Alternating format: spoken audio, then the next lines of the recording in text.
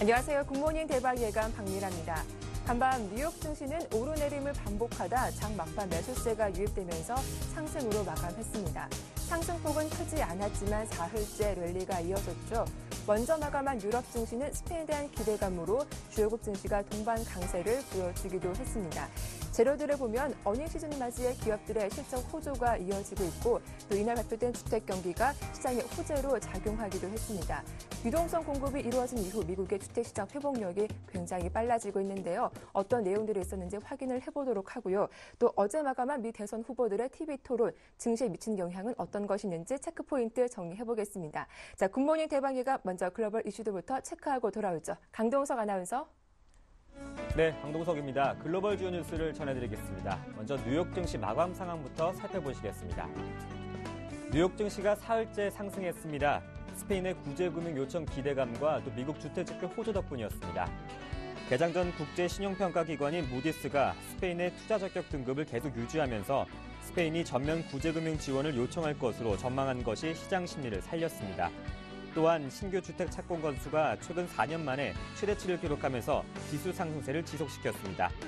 그러나 기술주 약세에 발목이 잡혀 증시 상승폭은 미미했습니다.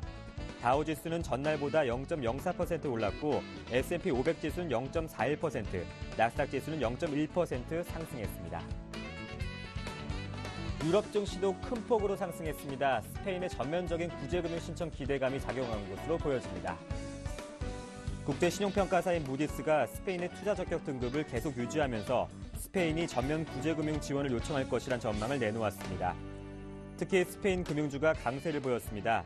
스페인 2위 은행인 BBVA 주가가 6% 가까이 급등했고 방키아도 19% 가까이 치솟았습니다. 그리고 미국의 주택지표 개선과 뱅크 오브 아메리카의 실적 호조도 지수 상승에 힘을 보탰습니다. 나라별로는 프랑스가 0.76% 상승했고 영국이 0.69%, 독일은 0.25% 상승했습니다. 스페인의 구제금융 신청이 임박한 것으로 보여집니다. 스페인 정부는 이달 출범한 유로 안정화기구에 여신 한도를 설정하는 방법으로 구제금융을 신청할 전망입니다. 방법은 스페인은 ESM이 단독으로 스페인 정부가 발행하는 국채를 모두 사들이거나 필요하면 자금을 빌려 쓸 수 있도록 여신 한도를 설정하는 방식 중 하나를 선택할 수 있습니다. 이는 스페인을 직접 지원하는 방식이 아닌 만큼 그동안 스페인의 구제금융에 부정적 의견을 보였던 독일 등의 반발도 최소화할 수 있을 것으로 보여집니다. 미국의 주택 지표가 호조를 보였습니다. 신규 주택 착공과 그 선행 지표가 되는 건축 허가 건수가 4년여 만에 최대치를 기록했습니다. 지난 9월 신규 주택 착공 건수가 전월 대비 15% 증가한 87만 2천 건을 기록했습니다. 이는 77만 건이었던 시장 전망치를 크게 상회한 것으로 지난 2008년 7월 이후 무려 4년여 만에 최대치입니다. 1인 가구를 위한 주택 착공이 11% 늘어났으며 아파트 등 다가구를 위한 주택 착공은 25% 급증했습니다. 이와 함께 지난달 건축 허가 건수 역시 89만 4천 건으로 시장 예상치인 81만 건을 웃돌았습니다. 이 역시 지난 2008년 7월 이후 최대치입니다. 미국의 신규 주택 착공 건수와 또 건축 허가 건수 모두 4년여 만에 최대치를 기록해 최근 살아나고 있는 부동산 경기 회복세가 더욱 가파라질 전망입니다. 네, 이번에는 기업들의 실적 살펴보겠습니다. 3분기 실적을 발표한 IT 기업들의 성적은 부진했습니다. IBM은 3분기 순이익이 38억 2천만 달러를 기록해 지난해 같은 기간 38억 4천만 달러에 비해 다소 줄었습니다. 인텔도 순이익이 29억 7천만 달러로 지난해 3분기 34억 7천만 달러에 비해 줄었습니다. 이날 IBM은 5% 가까이 떨어졌으며 인텔도 2.5% 하락했습니다. 하지만 은행들의 실적은 예상치를 웃돌았습니다. 뱅크 오브 아메리카가 지난 3분기에 순이익이 62억 달러에서 3억 4천만 달러로 줄었지만 시장 예상을 깨고 흑자로 유지한 것으로 나타났습니다. US 뱅코프는 3분기 순이익이 지난해 같은 기간 12억 7천만 달러에서 14억 7천만 달러로 늘어나 전문가들의 예상치 주당 73센트를 넘어섰습니다. 유럽연합과 유럽중앙은행, IMF 등 이른바 트로이카의 실사팀이 그리스 재정 사태를 재원하기 위한 협상을 며칠 안에 끝낼 것으로 보여집니다. 트로이카 실사팀 관계자는 그리스를 파산에서 구제하기 위한 재정 감축과 노동개혁을 위한 포괄적 협상이 결승점에 이르렀다고 말했습니다. 그러나 트로이카와 그리스 양측이 중시하는 노동개혁에 대해서는 아직 완전 합의에 이르지 못한 것으로 전해졌습니다. 그리스는 2차 구제금융을 지원받는 조건으로 2013년도와 2014년도 예산에서 115억 유로 규모를 줄이는 긴축 재정안을 트로이카에 제출해야 합니다. 지금까지 글로벌 주요 뉴스였습니다.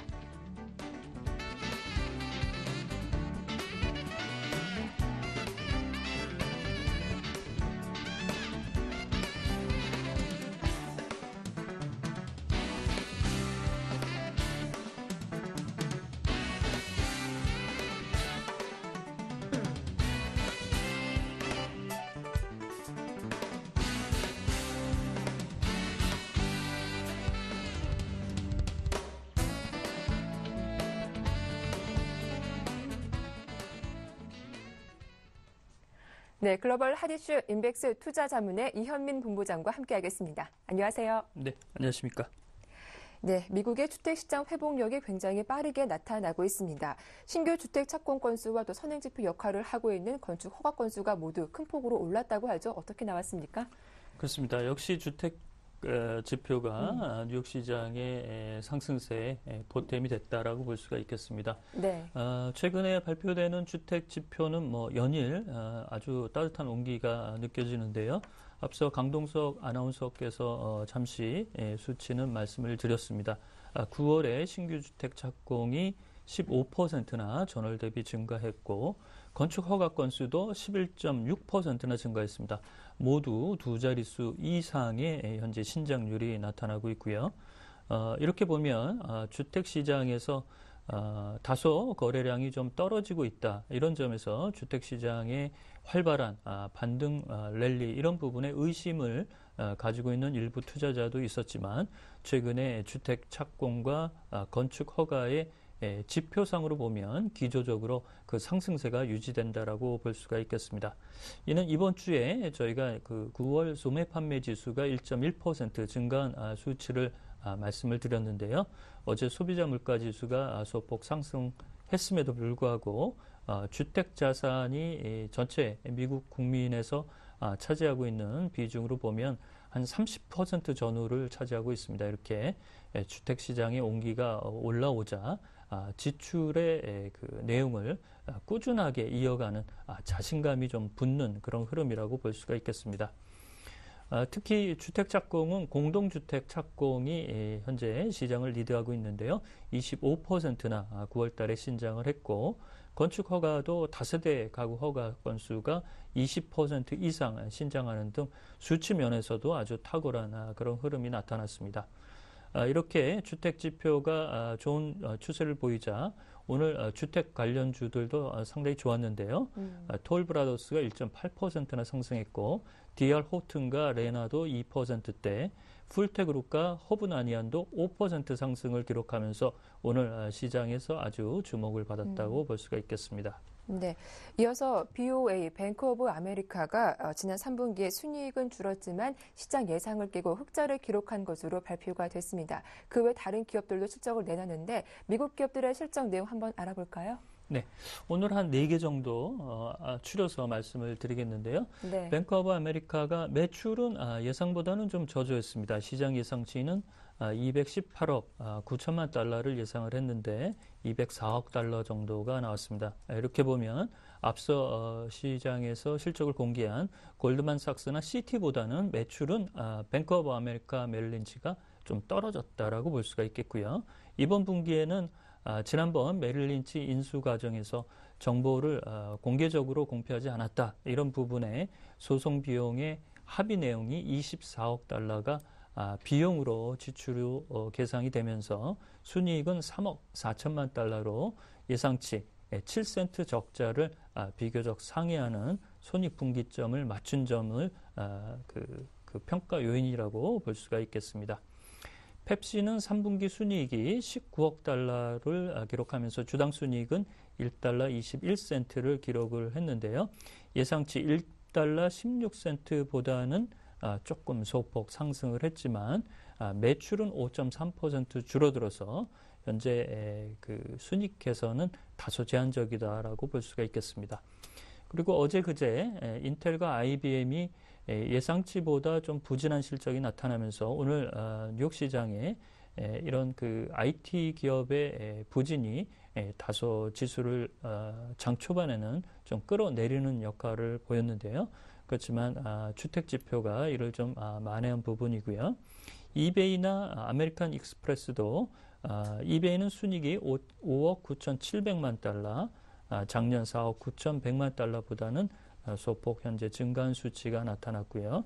아메리칸 익스프레스 카드도 카드 소비 정체로 예상치를 거의 근접하는 수준에서 나타났습니다. 오늘 아메리칸 익스프레스는 주가가 1.26% 상승했고 이베이는 현재 0.08%가 하락하는 등 주가의 움직임에는 큰 변화는 없었습니다. 네. 또 우리 시간으로는 어제 오전이었죠. 미 대선 후보의 오바마와 롬니 간의 2차 TV 토론이 진행됐는데요. 오바마가 1차 토론에 대한 서력에 성공했다라는 평가가 이루어지고 있습니다. 토론 결과 어땠습니까? 그렇습니다. 오바마 대통령이 이번에는 아주 공격적으로 나섰죠. 롬니 후보도 당황한 기색이 있었는데요. 한 채 양보도 없는 설전이 이어졌습니다. 1차 토론에서는 다소 좀 수세적인 모습을 보였던 오바마 대통령이 이번에는 아주 공격적인 내용으로 나타나면서 롬니 후보에 밀리지 않는 모습을 보였습니다. 그래서 토론이 끝난 후 여론조사에서는 오바마 대통령이 좀 더 잘했다라는 평가를 좀 받았습니다. 네. 특히 이제 롬니 후보에 대해서 감세안에 대한 벌충 부분, 어떻게 재원을 마련할 것인가 이런 부분에 대해서 롬니 후보는 경기 신장을 통해서 세수 확보가 가능할 것이다라고 얘기를 했지만 설득력 면에서 청중들에게 인상적으로 파고들지 못한 요인이 롬니 후보의 좀 패착이 아닌가라고 볼 수가 있겠고요. 특히 균형적 시각과 저소득층과 소외계층을 아우르는 시각에서는 오바마 대통령이 롬니 후보보다 탁월했다라고 볼 수가 있겠습니다. 이번 토론에서도 외교나 무역 역조, 중국 문제도 거론이 됐는데요. 현재 롬니 후보는 환율 조작국으로 지정을 왜 하고 있지 않느냐 이런 부분에 볼멘 소리를 냈고 그렇지만 오바마는 중국이 공정무역에 나서게끔 유도하는 것이 미국이 가장 바람직한 미래지향적인 태도가 아니겠느냐라는 좀 더 대범한 입장을 보였다는 점을 특징으로 말씀을 드립니다. 네, 이 미 대선이 정말 코앞으로 다가왔습니다. 20일 정도 남았는데요. 다음 주 화요일에 3차 토론이 진행된다고 하죠. 이번 3차 토론은 어떻게 전망할 수 있을까요? 현재의 승기대로 오바마 대통령이 3차 토론에서 밀리지만 않는다면 오바마 대통령이 2차 토론에서의 승기를 유지하지 않을까라고 볼 수가 있겠습니다. 그렇지만 롬니 후보도 2차 토론에서 오바마 대통령의 공격적인 성향과 요소들을 이제 파악했기 때문에 이를 받아칠 수 있는 재료와 전략으로 나올 것으로 봅니다. 22일 날 플로리다 린 대학에서 있을 예정인데요. 관심이 모아진다라고 볼 수가 있겠고요. 특히 공화당과 민주당이 경제에 대한 시각 이런 쪽에서도 민주당은 케인지어적인 시각을 보이고 있는 반면 공화당은 신자유주의적 시각을 현재 내놓고 있다. 이런 부분이 경제를 바라보는 내용과 처방에서도 현재 조금 다른 지점이라고 볼 수가 있겠습니다. 네. 끝으로 오늘은 중국에서 중요한 경제 지표들이 대거 발표가 됩니다. 3분기 중국의 GDP가 공개될 예정인데 이제 바닥을 짚고 중국 경제가 올라가는 것인지 예상치 또 시장 전망은 어떻습니까? 네. 시장 예상치는 일찌감치 나와 있었죠. 네. 7.4%가 현재 나올 것이다. 그리고 4분기 때는 7.6% 이상을 높게 이보다는 더 높은 수준의 경제 성장률 수치로 올해 목표치 7.5%를 맞추겠다는 것이 이제 중국의 보관인데요. 어제 원자바오 총리가 9월 수출이 9.9%나 증가한 수치에서 보듯 3분기 경제 성장률이 예상치보다는 좀 좋을 것이다라고 낙관적인 견해를 설명을 했습니다. 하루 앞두고 이런 코멘트가 나온 것을 보면 예상치보다 우리가 기대하는 만큼 이상을 나올 수 있는 안정적인 흐름이 나타날 것으로 볼 수가 있겠고요. 또한 9월 산업 생산은 8월에 8.9%와 비슷한 수준인 9% 정도에서 나올 것으로 보입니다. 이렇게 3분기 실적의 경착륙 우려가 덜게 된다면 아시아 증시, 그 다음에 차기 지도부의 경기 부양안 이런 쪽에서 시장의 센티멘트는 다소 안정적인 흐름이 나타날 수 있는 공산이 아직까지는 좀 많다. 이렇게 분석을 해드리겠습니다. 네, 자 지금까지 인백스 투자자문의 이현민 본부장과 글로벌 핫 이슈 함께했습니다. 도움 말씀 고맙습니다.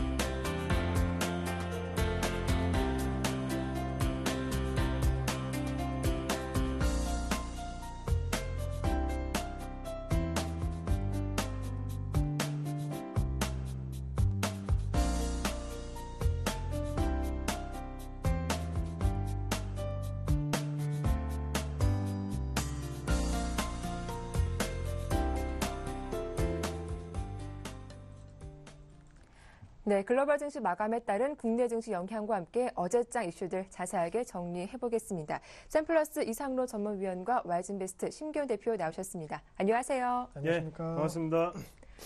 예, 먼저 글로벌 증시 마감 상황부터 정리를 해보겠습니다. 먼저 뉴욕 증시와 유럽 증시 모두 상승세로 끝이 났습니다. 공통적인 호재가 있다면 바로 미국의 경제 지표가 아닐까 싶은데요. 심기현 대표님, 뉴욕 증시와 유럽 증시 마감 상황 다시 한번 정리해 주시죠. 네, 뉴욕 증시와 유럽 증시 모두 상승세로 마감하는 모습 보였습니다. 말씀해 주셨던 경제 지표 관련된 부분에 있어서 호조세가 투자 심리를 어느 정도 회복시켜줬다라고 말씀드릴 수가 있는데 다우지수는 5.2포인트 대 상승 흐름 보였습니다. 13,557.00을 기록을 하였고 S&P 500 지수 같은 경우에도 5.9포인트대 0.4% 상승 흐름으로 마감하는 모습 보였습니다. 나스닥 지수 역시나 2.95포인트 0.1%대 상승 흐름 보이면서 전체적으로 약간은 강보합권에서 거래를 마치는 모습 보였는데 기업 실적은 상당히 좀 부진했습니다. 인텔과 IBM 같은 경우에는 예상치보다는 그래도 어느 정도 호조세 보였지만은 역시나 전체적인 시장 분위기상으로는 약간 실적 아까 우려감이 나왔다라는 점 다시 한번 말씀드리겠지만은 주택 창고 건수라든가 이 주택 관련 경제 지표가 상당히 좀 호조세를 보이면서 지금 시점 미국의 경기가 어느 정도 최악을 지나고 있는 것이 아니냐는 기대감 작용하는 모습 보였습니다. 또한 스페인을 비롯한 유럽 쪽에서도 큰 악재가 없었다는 것이 호재성 재료로 작용했다라는 거 말씀을 드리겠고 유럽 증시 역시나 비슷한 움직임 보였습니다. 대부분 나라 상승 흐름으로 마감하는 모습 보였는데 영국 지수 같은 경우에는 전 거래일 대비해서 0.69% 상승 흐름으로 마감하는 모습 보였습니다. 그 밖에 독일이 0.2%대 그리고 프랑스 0.7%대 상승 흐름 보이면서 상승한 이유 같은 경우에는 뉴욕 증시와 조금 비슷했다라고 정리해 드릴 수가 있겠습니다. 네, 일단 뉴욕 증시 이번 주 들어서 상승세를 꾸준히 유지하고 있습니다. 분위기가 나쁘지는 않은데요. 오늘 국내 증시 특히 수급에는 어떤 영향을 줄지도 궁금합니다. 이상로 전문위원 수급 좀 분석해 주시죠. 네, 일단 지금 시장에서 가장 중요한 포인트는 일단 기관의 움직임이겠죠. 그만큼 네. 어제 같은 경우에는요. 코스닥에 있던 어느 정도의 투자 자금 자체가 지금 코스피로 좀 이동하는 단계가 아닌가 그렇게 좀 말씀을 드릴 수 있겠고요. 거기에 대해서 코스피 같은 경우에 어느 정도의 좀 상승세를 좀 나타냈다. 그렇게 결론적으로 좀 말씀을 드리겠습니다. 그만큼 수급적인 부분에 중요한 점을 한번 보신다면 투신권의 움직임을 좀 들 수가 있겠습니다. 그만큼 투신권 같은 경우에는 다시 그 매수세에 좀 가담하는 모습을 나타냈는데 그만큼 지금은 투신권이라든지 연기금이 상당히 중요하게 영향을 좀 미치고 있다. 좀 말씀을 드릴게요. 그만큼 일단은 지금 같은 경우에 미국 증시 같은 경우에는요. 실적적인 부분 한번 보시더라도 지금까지 발표된 실적 같은 경우에 64% 정도가 시장 예상치를 상회하는 결과를 나타냈거든요. 그만큼 지금은 흐름 자체가 상당히 좋습니다. 거기에 대해서 유럽 증시 같은 경우에도 계속적인 상승의 모습을 나타내고 있고요.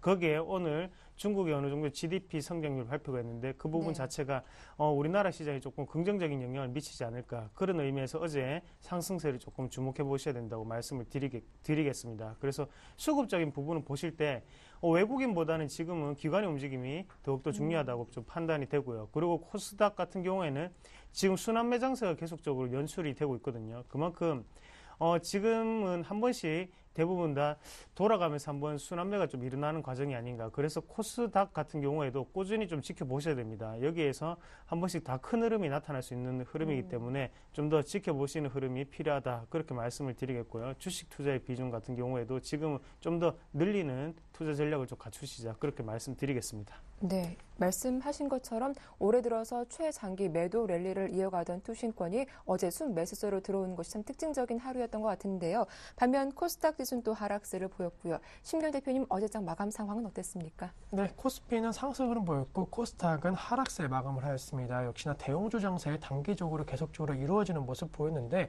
네. 코스피 같은 경우에 13포인트 상승 흐름 보이면서 1950선 회복에 성공하는 모습 보였습니다. 1955.15에서 마감하는 모습 보였고 코스닥 같은 경우에는 장중에 강세 흐름도 어느 정도는 나타났지만은 하락 반전되는 모습 보였습니다. 어제장 2포인트대 0.3% 하락 흐름 보이면서 528.22에서 마감하는 모습 보였기 때문에 전체적으로 수급적으로 단기적으로 대형주 중심 특히나 낙폭과대 업종 쪽으로 빠르게 반등폭 나갔다라고 정리해 드릴 수가 있겠고 코스피 시장에서는 외국인들이 순매수 전환되는 모습 보였습니다. 5거래일 만에 매수 전환되는 모습 보였는데 약 220억 원대 금액은 크지 않았다는 점 말씀을 드리겠고 코스닥 같은 경우에는 외국인 매도 전환되면서 역시나 지수가 하락했다는 거 전체적으로 외국인들의 수급 방향성이 코스피든 코스닥이든 지수 방향성에 있어서 결정적인 역할을 하고 있다라고 정리해 드릴 수가 있겠습니다. 네. 이어서 업종별 흐름도 정리를 해볼 텐데요. 어제 시장 분위기가 좋아지면서 경기 민감주가 좀 강했던 모습을 보였던 것 같습니다. 반면 내수 관련주는 좀 약했던데 업종별로 흐름 다시 한번 살펴볼까요? 네, 우선은 운수창고 업종의 강세 흐름이 상당히 눈에 띄었다라고 말씀드릴 수가 있겠습니다. 역시나 조선업종을 비롯한 전반적으로 유럽과 관련된 이슈가 강한 업종과 종목 쪽으로 상승 흐름 보였다라고 정리해 드릴 수가 있는데 조선업종을 비롯해서 전체적인 운수창고 업종의 강세 흐름 나타났다고 정리해드리겠고 그 밖에 건설업종 역시나 수주 모멘텀에 대한 기대가 약간은 작용을 해주면서 시장 대비 강세 흐름으로 마감하는 모습 보였습니다. 하지만 의약품이라든가 종이목재, 음식료 대부분 경기 방어 성격이 짙은 업종 쪽으로는 소폭 하락폭 나왔다는 거 하지만 그 하락폭은 크지 않았다라고 정리해드릴 수가 있겠고 코스피 시총 상위 종목군들의 흐름 보신다라고 한다면은 삼성전자와 현대차 상승세 마감했습니다. 삼성전자 0.4%대 그리고 현대차가 0.8% 상승 흐름 보이면서 최근에 약간의 대형주 장세를 이끌고 있다라고 정리해 드릴 수가 있겠고 그 밖에 LG화학이 2.3% 그리고 현대중공업 2.1% SK이노베이션이 3%대 그리고 삼성중공업 역시나 강세 흐름 보이면서 급등세 보이면서 4.5%대 상승 흐름 보였습니다. 그 밖에 호남석유도 2% 그리고 현대제철도 1.1%대 강세 흐름 보이면서 전체적으로 어제장 시총 상위 종목군 중에서 경기 민감 업종 종목 쪽으로 강세 흐름이 눈에 띄었다라고 정리해 드릴 수가 있겠습니다. 네, 어제 역시 좀 대형주 위주로 강세장이 이어지기도 했는데 이상로 전문위원님, 지금 이 가운데 살펴볼 종목이 있다면 어떤 종목일까요? 네, 일단 처음에 수급적인 부분도 말씀을 드렸지만요. 네. 일단은 오늘은 투신권의 움직임을 한번 주목해보자. 그런 시점에서요. 어제 네. 투신권의 움직임이 활발했던 삼성전기와 대한항공에 대해서 좀 말씀을 드리겠습니다.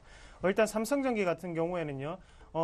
일단 시청자분들도 알다시피 대형 IT 부품주죠. 그만큼 오늘 미국 증시 같은 경우에는 나스닥 기술주가 상당히 큰 폭의 하락세를 좀 나타냈는데요. 하지만 지금 같은 경우에 삼성전자를 비롯해서 어느 정도의 실적적인 3분기에 실적적인 부분 자체가 좀 긍정적으로 나타나지 않을까 그런 전망이 조금 돌고 있습니다. 거기에 대해서 수급적인 부분을 한번 살펴보시더라도 참 투신권이 지금 상당히 없는 살림입니다. 그만큼 자금 자체 여력이 상당히 없고요. 하지만 얼마 이틀 전부터 지금 다시금 삼성전기에 대해서 매수세를 좀 가담을 하고 있는데요. 그만큼 지금은 저점 단계가 아닌가 그렇게 좀 말씀을 드릴 수가 있겠고, 그래서 우리가 월봉상으로 한번 보시더라도 지금 흐름에서는 반등이 나와야 되는 그런 구간이다. 그렇게 좀 정리를 해드리겠습니다. 그만큼 지금에서 좀 더 깨게 된다면요, 그때는 회복할 수 없는 단계까지 내려오게 되죠. 그런 부분 자체가 어느 정도는 87,000원 부분까지는 꼭 지지가 나올 수 있는 흐름이 나타날 수 있기 때문에 그 부분에서 9만 원에서 87,000원 부분에서는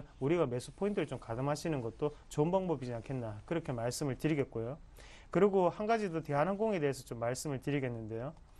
대한항공 같은 경우에는 지금 이틀 정도 상당히 큰 폭의 상승세를 기록을 했습니다. 일단 거기에 배경을 한번 보신다면 환율 가격을 계속적으로 들 수가 있는데, 환율이 지금 1105원대까지 내려왔거든요. 네. 그만큼 환율 수혜주라고 하면 우리가 항공주라든지 여행주를 많이 떠올리죠. 대한항공에 대해서 지금 여기에 낙폭 자체가 상당히 크게 나타났던 점을 한번 살펴보시면요. 유가의 부진을 좀 들 수가 있겠는데요. 유가 자체 고유가로 어느 정도가 전망이 되는 상황에서 대한항공의 주가가 상당히 많이 빠졌습니다. 하지만 유가 자체는 그렇게 큰 변동폭이 없죠. 그만큼 변동성도 심한 상태고요. 거기에 대해서 환율적인 부분 자체가 이점이 되면서 대한항공 같은 경우에 상승폭을 좀 일으키고 있다. 그렇게 말씀을 드릴 수 있겠습니다. 그만큼 지금은 어느 정도 행보를 하는 박스권을 지나가면서 행보를 하는 과정이라고 좀 생각을 하고요. 그래서 어느 정도 지지점이 좀 확인되는 때 그때 다시 매수세 쪽 가담하시는 방법으로 좀 하시자 말씀드리겠습니다. 그리고 수급적인 부분을 보시더라도 여전히 없는 살림 중에서도 투신권이 계속적으로 매수세에 가담하고 있는 네. 종목군 중에 한 개이기 때문에요. 꾸준히 한번 지켜보시자고 말씀드리겠습니다. 예, 오늘은 이 투신권에 수급이 들어오고 있는 삼성전기와 대한항공 두 종목의 흐름 살펴봤습니다. 자, 여기서 코스닥 업종별 흐름도 정리를 해볼 텐데요. 신규 대표님, 어제 코스닥 업종별 흐름 어땠습니까? 네, 우선은 코스닥 같은 경우에는 통신 서비스와 그리고 섬유 의류, 기타 제조, 통신 장비 업종의 강세 흐름이 눈에 띄는 모습 보였습니다. 반대로 소프트웨어 업종 그리고 운송과 음식, 담배, 오락문화, 제약 업종은 약세 흐름 보였다라는 거. 최근까지 코스닥 지수 상승을 이끌었던 여러 업종군에 있어서 차익 매물이 나오면서 상대적으로 코스닥의 약세 흐름이 이어지고 있다라고 정리해 드릴 수가 있겠고, 코스닥 시총 상위 종목군들의 흐름 보신다라고 하더라도 대부분 종목군들이 약간은 파란불이 좀 짙은 그런 상황이었습니다. 셀트리온 1.8%대 하락, 그리고 파라다이스가 1.9% 하락, CJ5쇼핑이 2.3%대, 다음이 0.8%, 그리고 SM이 1.8% 하락 흐름 보이면서 카지노 관련주, 그리고 홈쇼핑 관련주, 그리고 엔터 관련주 역시나 그동안 강세 흐름 보였던 업종과 테마 쪽에서 매물이 나왔다라고 정리해 드릴 수가 있겠고, 그 밖에 위메이드도 2%대 하락, 그리고 포스코 ICT가 0.4%대, YG 엔터테인먼트가 0.8% 하락 흐름 보였습니다. 반면에 상승한 종목 같은 경우에는 SK 브로드밴드가 2.5%, 동소가 1.3%, 그리고 컴투스가 2.5%, 덕산 헤이배터리 6.2%대, 그리고 네오이즈 게임즈가 1.6%, 메디톡스가 1.8%대, 시니크웍스가 3.4%대 상승 흐름 보이면서 눈에 띄었던 것은 IT 부품 쪽에서 경쟁력이 어느 정도 인정받고 있는 종목 쪽으로 급등 양상 보였다라고 정리해 드릴 수가 있겠습니다. 네, 이렇게 코스닥 업종별 흐름 정리해봤습니다. 앞서 이상로 전문위원님께서 코스닥 쪽에서는 중소형주 위주로 순환매가 돌고 있다라고 하셨는데, 좀 그 가운데 눈에 띄게 상승하고 있는 종목이 또 있습니까? 예, 잘 없죠. 잘 없는데 그 중에서 네. 한번 좀 찾아보신다면 일단은 한 가지 비유를 좀 하겠는데요. 일단 지금 화장품주가 상당히 이슈가 많이 됐었습니다. 화장품주가 이슈가 되면서 코리아나 화장품이라든지 한국 화장품 같이 중소형주 같은 경우에는 그래도 우상 형태들은 나타내지 못했죠. 그만큼 후발적인 움직임을 나타내는 종목군들이 많은데요. 거기에 대해서 오늘 예당을 좀 말씀을 드리겠습니다. 예당 같은 경우에도 우리가 알다시피 엔터주 관련인데요. 거기에 대해서 SM이라든지 YG 엔터테인먼트가 상당한 시세를 낼 때 예당은 계속적으로 행보를 하는 모습을 나타냈는데, 우리가 차트적으로 보면서 말씀을 좀 드리면 그만큼 어느 정도 바닥을 지지하는 상황이 길게 좀 나타났다고 보시면 좋을 것 같아요. 그만큼 많은 시간을 들이면서 지지를 많이 하고 난 다음에 지금 SM이라든지 YG 엔터테인먼트가 약간의 좀 조정을 주는 시기에 다시 후발주자로서 지금 예당이 그만큼 올라가고 있는 상태고요. 거기에 대해서 시세를 이번에 놓치게 되면 다시금 또 긴 행보 장세를 좀 거치게 되죠. 그런 의미에서 지금이라도 꼭 시세를 내야 된다는 어느 정도의 세력적인 움직임이 좀 포착이 되는 거 아닌가 그렇게 좀 조심스럽게 좀 말씀을 드리겠습니다. 그래서 예당 같은 경우에도요, 실적적인 부분 자체가 이슈가 되지 않기 때문에 제가 이때까지 말씀을 안 드렸던 거고, 네. 그만큼 투자를 하실 때는 좀 조심스러운 좀 투자가 조금 비유가 되어야 되지 않겠나 그렇게 좀 정리를 해드리겠습니다. 네. 자, 이어서 매매 동향 정리해 보겠습니다. 먼저 코스피 쪽 분위기 살펴볼 텐데요. 신규 대표님, 코스피 쪽에서 외국인과 기관들 어떤 종목 사고 팔았나요? 네, 우선은 외국인 LG화학에 대해서 강한 순매수 보였습니다. 350억 원대 LG화학 외국인이 사주는 모습 보였고, 삼성전자에 대해서 마찬가지로 270억 원대, 그리고 SK하이닉스, 현대차, 삼성전자, 우선주에 대해서 매수세 보이면서 LG화학을 제외하고는 전체적으로 전차군단에 대한 매수세, 외국인의 시각이 뚜렷하게 나타났다라고 정리해 드릴 수가 있겠고, 반대로 기관 같은 경우에도 LG전자에 대해서 매수세 보였습니다. LG디스플레이, 그리고 현대위아, 삼성중공업, SK이노베이션에 대해서 매수세 보이면서 외국인과 기관 단기적으로 전차군단 쪽으로 수급이 쏠리고 있다는 점 특징적이었다라고 정리해 드릴 수가 있겠지만은, 반대로 매도한 종목 같은 경우에는 외국인이 LG전자, NHN, KTNG, LG생활건강, 신세계에 대해서 매도세 보였습니다. 기관 같은 경우에는 현대기아차, 그리고 한국타이어,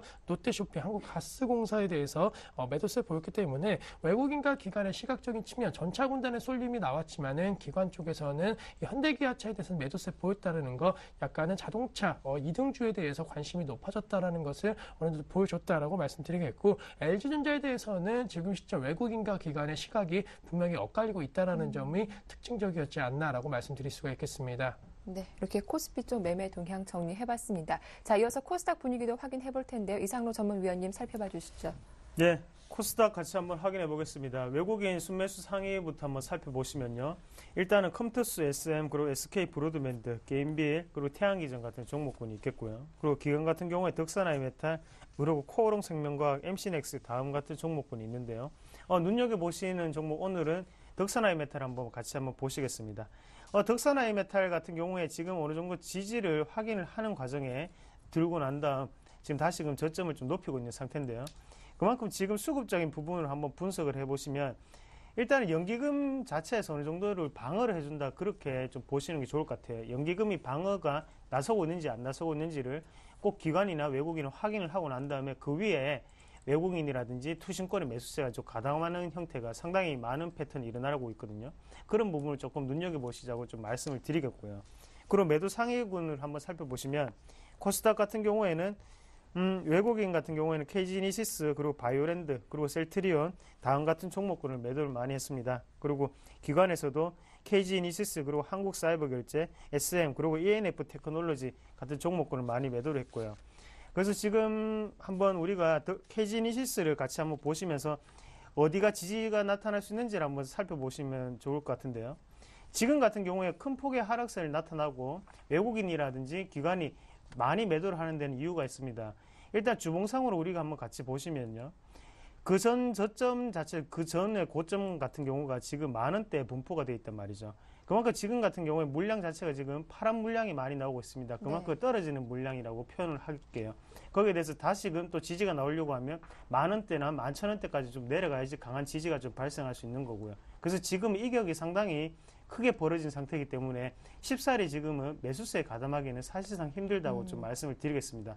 만약에 만원대에서 샀던 어느 정도 세력 자체가 지금 14,000원대, 12,000원대 사게 되면 그만큼 단가 자체가 11,000원 이상으로 올라가게 되죠. 어느 정도 단가를 맞추는 작업이 들어가야 되는 부분이 있기 때문에 지금 같은 경우는 아직까지도 우리가 매도세에 많이 가담을 했다고 해서 우리가 이전에 살 기회구나라는 생각보다는요. 조금 하방 경직성을 꼭 확인을 하셔야 된다고 다시 좀 말씀을 좀 드리겠습니다. 네, 말씀 잘 들었습니다. 지금까지 샘플러스 이상로 전문위원과 와이즈인베스트 심기현 대표 두 분과 함께했습니다. 도움 말씀 고맙습니다. 네, 고맙습니다.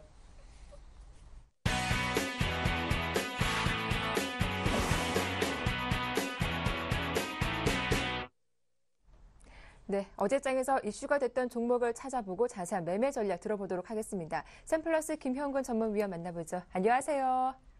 네, 안녕하세요. 예, 최근 들어서 원달러 환율이 계속 연저점을 경신하고 있습니다. 어제도 환율이 1,105원 50전에 거래를 마치기도 했는데요. 오늘 이와 관련돼서 살펴볼 종목은 어떤 종목이 있을까요? 예, 그렇습니다. 지금 현재 또 환율 부분을 생각을 안 할 수가 없는 그러한 구간인데요. 지금 원달러 환율이 계속 하락을 하면서 이런 또 현재 시장에서 이런 원화 강세의 수혜주를 또 찾는 그러한 흐름들이 좀 나타날 거라고 판단을 하고요. 관련해서 이제 대한항공이라는 종목을 좀 점검해 보도록 하겠습니다. 최근 어제도 그랬고 그제도 그랬고 지금 환율이 하락을 하면서 원가 부담에 대한 완화 부분 이러한 기대감으로 관련주들의 흐름들이 서서히 좀 나타나고 있다고 생각을 하는데요. 해운주도 그렇고요. 또 이 원자재 수입이 강한 그런 음식료업종의 종목들도 그렇고 이러한 흐름들이 좀 나타나고 있는데 지금 아까 말씀하신 대로 환율이 지금 1,105원 연중 최저치를 좀 기록을 하고 있는 상태죠. 그렇다면 이제 원화 강세가 지속이 된다면 이런 유류비 부담이 줄어들기 때문에 실적에 긍정적인 영향을 미칠 거라고 기대를 하고요. 동사 같은 경우 이제 항공권 판매 같은 경우에는 원화라든가 달러 결제 비율이 한 절반 정도 수준입니다. 각각. 그렇기 때문에 큰 영향은 없다고 보고요. 전체 비용의 한 40% 정도를 차지하는 유류비 이러한 부분을 포함해서 달러화로 지불되는 비용이 한 70% 정도 수준에 이르기 때문에 이러한 환율 하락에 있어서 영업이익의 상승 이 부분은 바로 직결된다고 판단을 해야 될 것 같습니다. 동사가 유류비가 연간 3,300만 달러가 소요가 되는데요. 환율이 50원이 떨어지게 되면 약 4.5%가량 비용 절감 효과가 발생을 하게 됩니다. 그래서 바로 이 실적에 또 연결이 되는 부분이기 때문에 이러한 부분들을 우리가 좀 생각을 할 필요가 있는 것 같습니다. 그리고 이제 외화 부채 부분을 또 생각을 해야 되는데요. 외화 부채 부분이 환율이 하락하게 되면 바로 이제 원화 환산, 그럼 평가 이익이 발생하게 되는 거죠. 외화 부채가 지금 현재 74만 5천만 달러로 지금 현재 상태 그러한 부채 규모를 가지고 있는데요. 딱 환율이 지금 떨어질 때 한 10원 떨어지면 한 740억 원 이러한 평가 이익이 발생을 하게 되는 거죠. 부채가 감소하게 된다는 거죠. 이러한 부분을 봤을 때 현재 지금 환율의 하락 부분은 이러한 동사의 좀 영업이익 부분에 바로 이제 직결되는 상승으로 좀 전환되는 부분을 좀 우리가 긍정적으로 좀 판단을 해야 될 것 같습니다. 7월 달에 환율이 1,150원 정도였죠. 근데 그 수준에서 지금 현재 1,105원대로 떨어졌기 때문에 현재 상태로 보자면 그런 부채 부분을 따졌을 때는 한 3,300억 원 이러한 평가이익이 발생하게 되는 셈이죠. 그래서 이러한 부분들을 체크를 좀 해야 될 것 같고요. 그리고 이제 환율에 민감한 이제 내국인들 같은 경우는 여행을 할 때 환율에 민감합니다. 그래서 해외여행을 이렇게 환율이 좀 하락할 때 더 자주 나가게 되죠. 하지만 우리나라를 찾는 해외 여행객들 같은 경우에는 환율의 민감도가 좀 상대적으로 좀 낮기 때문에 원화 강세 부분이 우리가 여행 수요 측면에서도 동사에 좀 유리한 그러한 면으로 좀 작용을 한다고 생각을 하고요. 그리고 한 가지 이제 우리가 또 생각하는 부분이 한국 항공우주에 대한 인수 부분 이러한 부분이 약간 이제 부담으로 작용이 될 수 있다 이렇게 좀 판단을 하는데 사실 이제 그 부분 11월 달 말이면 한국 항공우주에 대한 우선 협상 대상자 선정이 되는데요. 현재 상태에서 그런 인수 비용이 그리 큰 부담이 아니라고 판단을 하고 있고 만약에 인수가 또 무산된다면 그러한 또 우려감이 투자 심리가 개선되기 때문에 주가에는 어떻게 되건 간에 그런 인수 결과 어떠한 결과가 나오건 간에 좀 긍정적으로 작용을 할 거라고 생각을 하고 있습니다. 실적적인 부분을 봐도 3분기 지금 사상 최대치 실적 예상을 하고 있는데 그 부분이 상당히 좀 의미가 있다고 생각을 하는데요. 왜냐하면 동사 같은 경우는 화물 부분이 조금 부진했을 때 호실적을 보여주는 경우가 거의 없습니다. 현재 상태에서는 약간 화물 부분이 좀 부진한 면 속에서도 지금 여객 수요 이러한 부분들이 계속 구조적으로 좀 증가하고 있기 때문에 실적이 상당히 좋게 나오는 부분을 상당히 의미 있게 좀 판단을 해야 될 것 같습니다. 현재 지금 충분히 추가적인 상승 여력이 있지 않나 판단을 하고요. 차트를 좀 보시면서 매매 전략을 좀 말씀드리면 현재 지금 이틀 정도 강한 양봉을 좀 형성을 하면서 이평선을 좀 강하게 돌파를 해주고 있는 모습입니다. 충분히 지금 접근이 가능할 것 같고요. 매수가는 49,500원에서 49,750원, 목표가는 6만 원, 손절가는 46,000원 제시해드리도록 하겠습니다. 네, 이 실적에 대한 기대감으로 추가 상승이 이어질 것이다. 대한항공 대응 전략 잘 들었습니다. 다음으로 살펴볼 종목은 어떤 종목입니까? 네, 다음 살펴볼 종목은 최근에 가장 우리가 강한 섹터라고 봐야 되겠죠. 네. 모바일 게임 관련 그런 쪽인데요. 콘투스라는 종목을 점검해 보도록 하겠습니다. 전일 이제 이러한 좀 기사가 있었는데요. 기회의 땅, 중국에서 모바일 게임 시장의 본격화 이러한 좀 기사가 있었는데 현재 지금 동사가 중국 게임사 텐센트 상위의 중국 게임사죠. 이러한 중국 또 통신사와 협력을 맺어서 중국 쪽에 진출하는 본격적인 진출을 하는 부분을 우리가 좀 확인을 할 수가 있는데 중국에서 모바일 게임 유통 같은 경우는 안드로이드 스마트폰을 위한 구글 플레이 스토어가 없습니다. 그렇기 때문에 중국의 통신사 앱이라든가 단말기 제조사 앱마켓 이러한 쪽에 좀 의존을 해야 되는데요. 그래서 이러한 중국의 게임 업체와의 협력이 상당히 중요한 부분인데 텐센트 같은 경우가 총 가입자가 7억 명 이상이 되고 그리고 동시 접속자 수가 1억 5천만 명 이상입니다. 그래서 상당히 그런 그런 큰 인프라를 좀 가지고 있기 때문에 앞으로의 중국에서 성장 부분을 좀 더 기대를 할 수 있을 것 같습니다. 주가가 많이 올라온 상태지만 실적과 이런 성장성이 좀 기반이 되는 모바일 게임주 같은 경우는 현재 상태에서도 좀 접근이 가능하지 않나 이렇게 좀 판단을 하고요. 컴투스는 지난 2003년도부터 중국 법인을 좀 설립을 했었습니다. 중국 시장에 대한 계속해서 공략을 좀 해오고 있는 상태였었고, 텐센트와는 2006년도부터 피처폰을 통해서 게임 서비스를 하고 있었습니다. 그래서 그런 관계를 좀 맺어온 상태고요. 그리고 이제 이 외에도 텐센트 외에도 중국 가입자가 한 6억만 명이 넘는 전 세계 1위 통신사인 차이나 모바일, 그런 현지 파트너사들과의 네트워크를 지금 구성한 상태이기 때문에 앞으로 중국 쪽에서의 성장을 좀 기대를 하면서 주가의 추가적인 상승을 좀 기대를 해볼 수가 있습니다. 그리고 그러한 자체 개발, 게임에 대한 개발 부분, 국내에서 보면 현재 2011년도, 12년도 계속해서 게임 증가가 되고 있고, 이러한 또 순위 부분이 매출액 부분이라든가 다운로드 순위 부분을 확인을 해봤을 때 상당히 많은 게임의 수가 상위 랭크를 좀 차지하고 있는 부분, 이런 부분도 상당히 의미가 있다고 생각을 하고요. 차트를 좀 보시면서 매매 전략을 좀 말씀드리도록 하겠습니다. 모바일 게임에 대한 부분 상당히 많이 오른 거에 대한 부담감은 사실 있는 상태입니다. 하지만 아까 말씀드린 성장성에 대한 지속 부분은 좀 의심할 여지가 없는 것 같고요. 그러한 상승의 또 추가적인 모멘텀과 실적에 대한 부분을 좀 확인하면서 차별적으로 접근을 한다면 많이 올랐지만 앞으로 추가적인 그러한 또 상승을 좀 누릴 수 있는 그러한 구간이라고 생각을 합니다. 컴투스에 대한 매수가를 좀 말씀드리면 저희 종가 71,500원 이하에서 71,000원과 71,500원, 그리고 목표가는 85,000원, 손절가는 65,000원 제시해드리도록 하겠습니다. 네, 이렇게 컴투스 살펴봤습니다. 도움 말씀 고맙습니다. 예, 감사합니다. 지금까지 샘플러스 김현근 전문위원과 함께했습니다.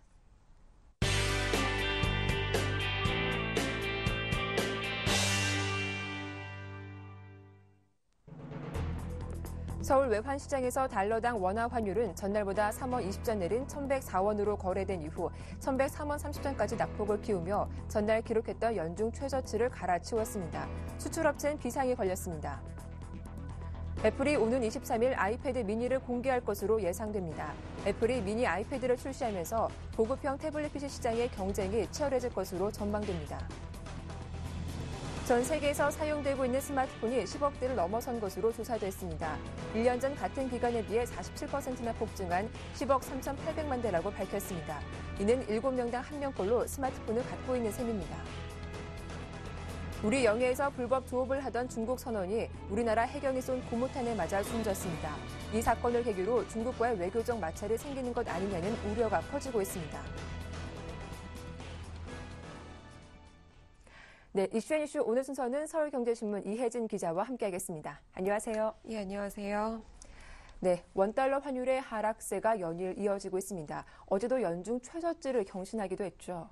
예, 원달러 환율이 연중 최저치를 연일 경신하면서 1,100선에 바짝 다가섰습니다. 어제 서울 외환시장에서 달러당 원화 환율은 전날보다 3원 20전 내린 1,104원으로 거래가 시작된 이후 1,103원 30전까지 낙폭을 키우면서 전날 기록했던 연중 최저치를 갈아치웠습니다. 어제 환율은 전날보다 1원 70전 내린 1,105원 50전에 마감했습니다. 이렇게 원화 강세가 이어지는 이유는 유럽 위기가 완화되면서 리스크가 상대적으로 큰 이머징 국가에 대한 투자 심리가 회복됐기 때문인데요. 무디스가 스페인 신용등급을 유지함으로써 투기 등급 강등 우려가 해소됐고, 스페인이 유로 안정화 기구의 전면적 구제금융을 받을 것이라는 기대로 국제금융시장의 낙관론이 형성됐습니다. 네, 이 환율이 이렇게 계속 떨어지게 되면 수출 업체들에게는 좀 큰 부담이 있지 않을까 싶네요. 예, 가뜩이나 글로벌 경기 침체로 수요가 줄어드는 와중에 환율마저 원화 강세로 돌아서면 우리나라 제품의 수출 경쟁력은 더 떨어질 수밖에 없습니다. 때문에 수출업체들은 원달러 환율 추가 하락에 대한 우려가 매우 큽니다. 반면 항공이나 여행업계 그리고 내수 기업들은 여행객 증가와 수입물가 안정에 대한 긍정적인 효과를 기대하고 있습니다.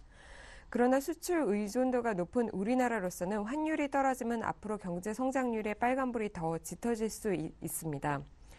일단 원화 강세 추세는 전반적으로 이어지겠지만 당분간 1,100선은 유지하지 않겠느냐는 시각이 대체적인데요. 유로존 위기는 언제든지 부각될 수 있는 데다가 미국과 중국의 경제 성장이 현재로선 그다지 신통치 않기 때문입니다. 네, 다음은 애플 소식입니다. 당신에게 보여줄 게 조금 더 있다라는 메시지를 주요 언론사에 보냈다고 하죠. 이 아이패드 미니가 그 주인공이라고요. 예, 애플이 오늘 23일 아이패드 미니를 공개할 것으로 알려졌습니다. 애플은 23일 행사를 개최한다면서 주요 언론을 대상으로 초청장을 어제 발송했습니다. 시장에서는 애플이 기존 모델에 비해서 크기가 작아진 아이패드인 이른바 아이패드 미니를 이날 발표할 것으로 보고 있는데요. 아이패드 미니는 크기가 7.85인치고 가격도 $300 이하가 될 것으로 보입니다. 애플이 미니 아이패드를 출시하게 되면 최근 잇따라 나온 구글의 넥서스 7과 아마존의 킨들 파이어와 함께 7인치대 보급형 태블릿 PC 시장에서의 경쟁력이 더 뜨거워질 것으로 보입니다. 또 오늘 26일에는 마이크로소프트가 태블릿 PC인 서피스를 공개할 예정입니다. 네. 이어서 스마트폰 사용자가 전 세계적으로 지난 몇 년간 급증했는데요. 현재 얼마나 되고 앞으로 성장성은 어떻게 될 것으로 전망됩니까? 예, 전 세계에서 사용되고 있는 스마트폰이 10억 대를 넘어선 것으로 조사됐습니다. 미국 보스턴 소재 산업조사기관인 스트래터지 애널리틱스가 조사한 것인데요. 이 기관에 따르면 올 3분기 전 세계에서 사용되고 있는 스마트폰 대수의 경우 1년 전 같은 기간에 비해 47%나 폭등한 10억 3,800만 대라고 밝혔습니다. 이는 전 세계 인구 7명당 1명꼴로 스마트폰을 갖고 있는 셈입니다. 그런데 스마트폰 시장은 아직도 왕성한 팽창기라고 볼 수 있는데요. 신흥개발도상국에서 수요를 감안할 때 2015년에는 2배로 증가해서 20억 대를 돌파할 것으로 전망됩니다. 이 미국 산업조사기관의 관계자는 세계인 대부분이 아직 스마트폰을 갖고 있지 않다면서 중국, 인도, 아프리카 신흥국 등을 중심으로 거대한 시장이 존재한다고 분석했습니다. 블룸버그 통신에 따르면요, 지난해 전 세계 스마트폰 시장 규모는 약 2,190억 달러, 우리나라 돈으로 따지면 242조 원에 달할 것으로 추정되고 있습니다. 네. 어제 우리 영해에서 불법 조업을 하던 중국 선원이 우리나라 해경이 쏜 고무탄을 맞아 숨지는 사건이 발생했습니다. 이 사건을 계기로 한국과 중국 간에 외교적 마찰이 생기는 게 아니냐라는 우려가 커지고 있는데 현재 상황은 어떻습니까? 예, 얼마 전 발생한 사건이죠. 네. 중국 선원 사망 사건을 계기로 한중 간 그 외교 간의 긴장 국면이 조성되고 있는데요. 다행히 현재로서는 외교 갈등까지는 비화되고 있지는 않은 것으로 보입니다. 어제는 하루 종일 외교가의 그 한중 간의 그 긴장감이 감돌았는데요. 그 한때 중국 언론이 주한 중국 대사가 우리 정부를 직접 방문해서 강력 항의하고 유감의 뜻을 전달할 것이다 이렇게 보도했습니다. 그러나 돌연 방문 계획을 취소했습니다. 대신 중국 외교부 대변인이 정례 브리핑에서 한국이 폭력적인 법 집행을 중단하고 유사 사건 재발을 막기를 요구한다라고 좀 한 단계 수위가 낮은 반응을 보였습니다. 일단 양국이 이번 일을 계기로 갈등 관계가 고조되지 않는 것을 원치 않기 때문에 톤을 낮춰서 서로 대응하고 있다. 이렇게 분석되고 있습니다. 네. 자, 지금까지 이슈앤이슈 서울경제신문 이혜진 기자와 함께했습니다. 도움 말씀 고맙습니다. 예, 굿모닝 대박 예감 1부 순서는 여기서 마치겠습니다. 저희는 잠시 후 2부로 다시 인사드릴게요. 함께해 주셔서 고맙습니다.